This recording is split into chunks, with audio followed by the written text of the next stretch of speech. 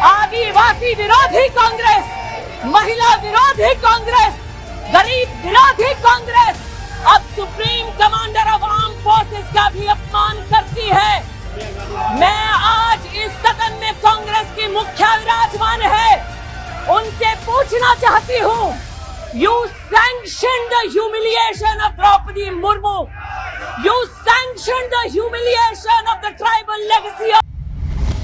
तो क्या राहुल गांधी ने स्मृति ईरानी के साथ दुश्मनी को खत्म कर दिया है?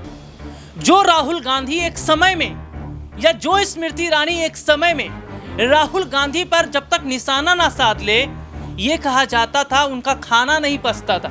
जी हाँ, ये वही स्मृति ईरानी है जिन्होंने ना जाने क्या क्या कहा था, और जब अमेठी सीट के नतीजे आए उसके बाद स्मृति मैडम कैमरा देखकर भागती हैं, कहती नहीं बाइट नहीं देना है, ज़रूरी काम से जा रही हूँ। क्या ज़रूरी काम है हम और आप आसानी से जानते हैं, समझते हैं, क्योंकि अमेठी की जनता ने ये साफ तौर पर बता दिया कि स्मृति ईरानी का कितना दबदबा वहाँ है।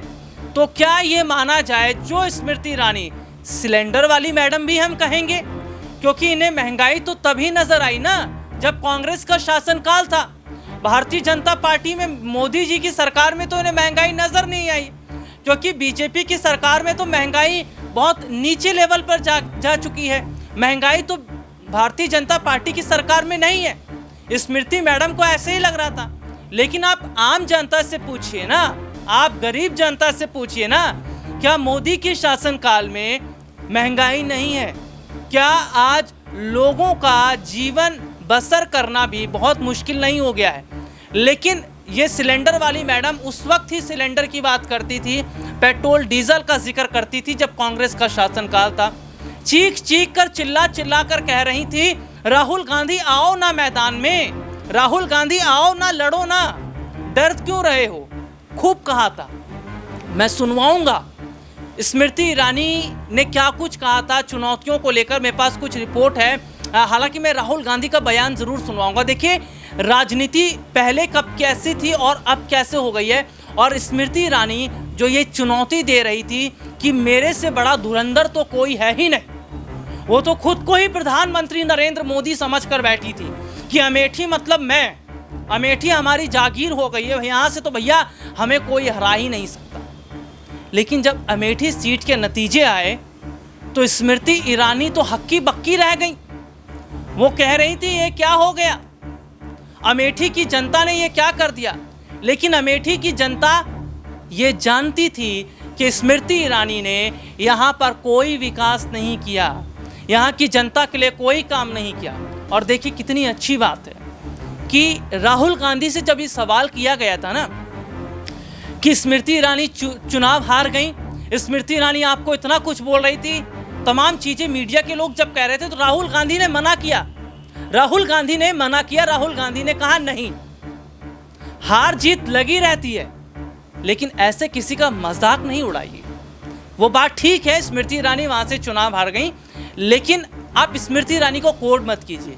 लेकिन आप सुन रहे हैं, ये वही स्मृति ईरानी है जो चीख कर चिल्ला कर भरी संसद में ये कह रही थी, सोनिया गांधी माफी मांगो, राहुल गांधी माफी मांगो, अधीर रंजन चौधरी माफी मांगो। क्यों माफी मांगो? क्योंकि गलती से कुछ कह दिया था हमारे देश की महिला राष्ट्रपति को। देखिए, महिलाओं का सम्मान होना चाहिए, देश के हर राजनीतिक पार्टी के नेताओं का सम्मान होना चाहिए, और लोकतंत्र है, यहाँ पर सबको बोलने की आज़ादी है। चाहे पिछली की सरकार का जिक्र मैं कर लूँ, चाहे अब की जिक्र कर लूँ, जनता की आवाज़ को आप नहीं दबा सकते। और जो चुनाव के नतीजे आए हैं, लोकसभा चुनाव के नतीजे, उसे देखकर ये कहा जा रहा है कि जनता ने अपना फैसला सुना दिया है कि अगर सरकार लोगों को नज़रबंद करती है, अगर सरकार लोगों की आवाज़ को दबाती है, मीडिया अगर लोगों की आवाज़ को नहीं दबाएगी, तो जनता सबसे बड़ा हथियार उठाएगी, और वो हथियार है उसका वोट बैंक, उसका वोट, उसका अधिकार। और इसी अधिकार का इस्तेमाल किया गया। मैं यहाँ पर अपने दर्शकों को ज़रूर सुनवाऊंगा राहुल गांधी ने किस तरीके से स्मृति ईरानी का बचाव किया, किस तरीके से उन्होंने कहा कि नहीं, तरह से किसी महिला का अपमान नहीं करना चाहिए। तो मेरा सवाल मेरी देश की जनता से है, जो लोग मुझे इस वक्त देख रहे हैं, जो सुन रहे हैं, मैं चाहूँगा कि प्लीज़ वो लोग कमेंट करके ज़रूर बताएं, जो स्मृति ईरानी कांग्रेस पार्टी को क्या क्या कह रही थी, जो विपक्ष को क्या क्या कह रही थी, आज वही विपक्ष ये कहता है कि एक महिला का अपमान नहीं किया जाना चाहिए। जिस राहुल गांधी को पप्पू, जिस राहुल गांधी को तमाम चीज़ें कहा गया, राहुल अभी ये हैं, राहुल अभी वो हैं, तमाम बातें कहीं गई। राहुल गांधी का मजाक उड़ाया जाता है, संसद से सड़क तक यही चर्चा होती है। राहुल गांधी के माइक को ऑफ कर दिया जाता है। राहुल गांधी जनता के बीच कोई पैगाम भेजते हैं, मैसेज भेजते हैं, उसको वहाँ तक पहुँचने नहीं दिया जाता है। और हकीकत हम सभी ने देखी है। और मैं ज़्यादा देर नहीं करूँगा और वो जो क्लिप है, जो बातचीत हुई है मीडिया से राहुल गांधी की स्मृति ईरानी को लेकर, वो ज़रूर सुनवाऊँगा, जरा ध्यान से सुनिए।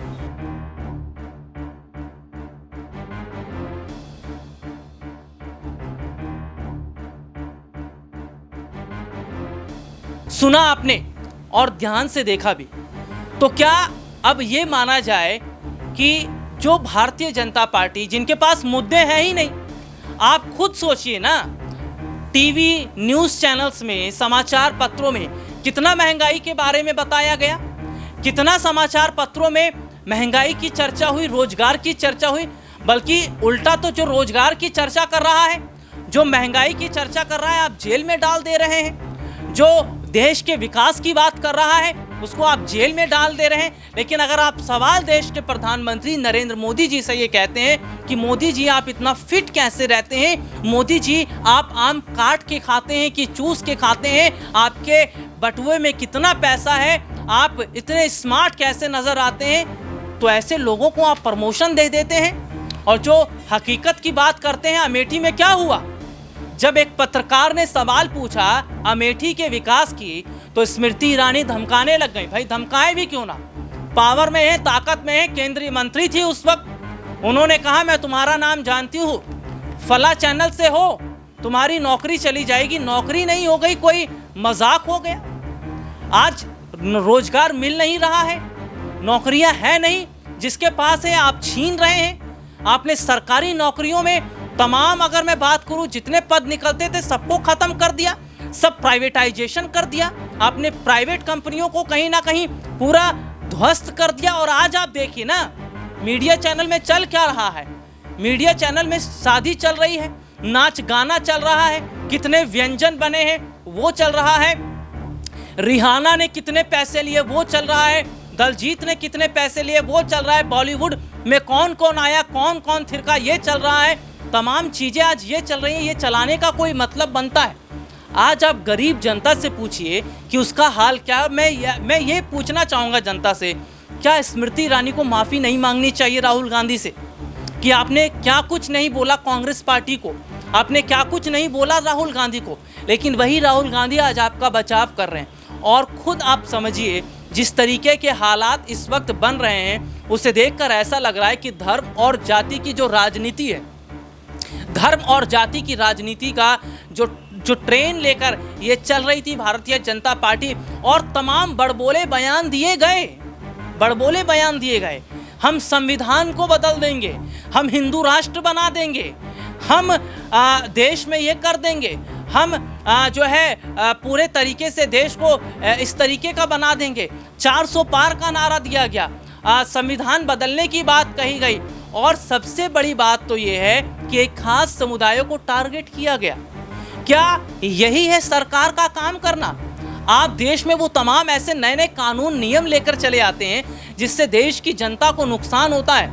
आप यहाँ पर जिस तरीके की राजनीति कर रहे हैं, इसे देखकर समझना होगा। और देखिए, जो लोकसभा चुनाव की तस्वीर, जो नतीजे आए हैं, वो साफ तौर पर बताता है कि अब प्रधानमंत्री नरेंद्र मोदी जी अकेले कोई फैसला नहीं कर सकते हैं।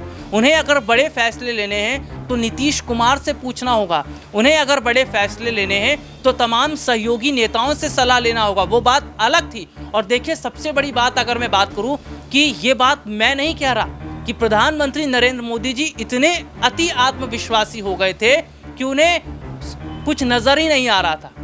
और यही बात तो कह दी उत्तर प्रदेश के मुख्यमंत्री योगी आदित्यनाथ ने, जिसके बाद बगावत हो गई। उत्तर प्रदेश के मुख्यमंत्री योगी आदित्यनाथ, जो आज आप टेलीविजन उठाकर देख लीजिए, आप तमाम न्यूज़पेपर्स को उठाकर देख लीजिए, हलचल उत्तर प्रदेश में सबसे ज़्यादा बड़ी है। कभी केशव प्रसाद दिल्ली आ रहे हैं, कभी योगी आदित्यनाथ को दिल्ली तलब किया जा रहा है, कभी जेपी नड्डा उत्तर प्रदेश में जा रहे हैं। तो जो हालात इस वक्त हैं वो ये साफ तौर पर बता रहा है कि योगी आदित्यनाथ ये सीधे तौर पर कह रहे हैं कि अति आत्मविश्वास सही नहीं था, और यही तो अति आत्मविश्वास प्रधानमंत्री नरेंद्र मोदी जी ने की, जिसका खामियाजा उत्तर प्रदेश में हुआ। और सबसे बड़ी बात ये देखा जा रहा है कि जिस कांग्रेस पार्टी पर आपने तमाम तरह के आरोप लगाए, जिस विपक्ष को आपने क्या कुछ नहीं कहा, आपने ठग बंधन भी कहा, जो इंडी गठबंधन है आपने इसको ठग बंधन कहा, आपने कहा कि ये चोरों की पार्टी है। ये कहा भारतीय जनता पार्टी के नेताओं ने, इस सांसदों ने कहा कि ये तो चोर चोर मौसेरे भाई हैं, ये तो एक ही थाली में खाते हैं, उसी में छेद करते हैं, एक ही थाली के चट्टे बट्टे, ऐसी बहुत सारी बात इंडी गठबंधन की। लेकिन क्या इंडी गठबंधन आज बड़े बड़े चुनावों को नहीं जीत रहा है? उत्तर प्रदेश में समाजवादी पार्टी एक बड़े अंतर से सीट को लेकर आई, क्या ये झूठ है? अभी हाल ही में उपचुनाव हुए और उस उपचुनाव में सबसे ज्यादा सीटें इसी इंडी गठबंधन की आई है, 10 सीटें जीती है। क्या ये भी झुठलाया जाएगा? और क्या ये भी झुठलाया जाएगा कि उत्तर प्रदेश में उपचुनाव होने वाले हैं और उस उपचुनाव से पहले जो बीजेपी की सहयोगी पार्टी है वो अपना अपना हक मांग रही हैं? आप सच्चाई को नहीं झुठला सकते, आप सच को स्वीकार कीजिए। और सच को स्वीकार अगर भारतीय जनता पार्टी नहीं करती है तो इसका खामियाजा इन्हें 27 में उठाना पड़ेगा, क्योंकि उत्तर प्रदेश में अब नई कहानी लिखी जानी है और समाजवादी पार्टी प्रमुख अखिलेश यादव उत्तर प्रदेश में अब बड़ा रोल निभाने वाले हैं। तो शायद आने वाले वक्त की जो तस्वीर है वो साफ सीधे तौर पर ये बोल रही है कि जो पूरा सत्ता पक्ष केवल इंडी गठबंधन के पीछे लगा था, आप खुद चीज़ों को देख लीजिए कि पूरा सत्ता पक्ष राहुल गांधी को घेर रहा था। आपने क्या क्या नहीं बोला राहुल गांधी को लेकर, आपने सोनिया गांधी का क्या क्या अपमान नहीं किया। और सबसे बड़ी बात है, आपने विपक्ष में किसको छोड़ा? जो विपक्ष आगे बढ़ रहा था आपने छापा मरवा दिया, आपने ईडी भिजवाया, आपने इनकम टैक्स भिजवाया। लेकिन क्या इससे विपक्ष डरा? जनता सब कुछ देख रही है। आपका मन आता है जहां ईडी भिजवा देते हैं, आप किसी को भी उठवा लेते हैं, आप किसी की भी सरकार गिराने के लिए तैयार रहते हैं। लेकिन अब ये खेल नहीं चलेगा। और अब देश की जनता कह रही है कि बीजेपी वालों, भारतीय जनता पार्टी के तमाम वो बड़े नेता, उन्हें खुद ये सोचना चाहिए कि जनता अब जो फैसला ले रही है, जो चुनाव के नतीजे आ रहे हैं, अयोध्या के बाद आप बद्रीनाथ की तस्वीर को देखिए ना, वहाँ की जो तस्वीर है वहाँ पे किस तरीके से विपक्ष को बड़ी जीत मिली। और सबसे बड़ी बात है कि सत्ता पक्ष के पास कोई मुद्दा है ही नहीं।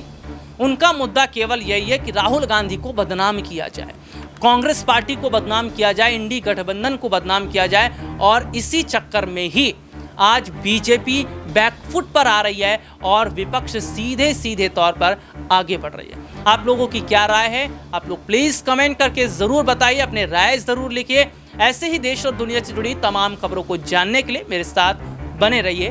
धन्यवाद।